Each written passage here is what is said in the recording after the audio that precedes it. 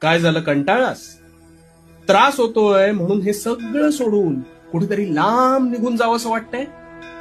हाच विचार सुरू आहे ना? अरे, अतिविचार आणि भूतकाळात अडकून पडणं हा तुझा सर्वात मोठा दुर्गुण आहे.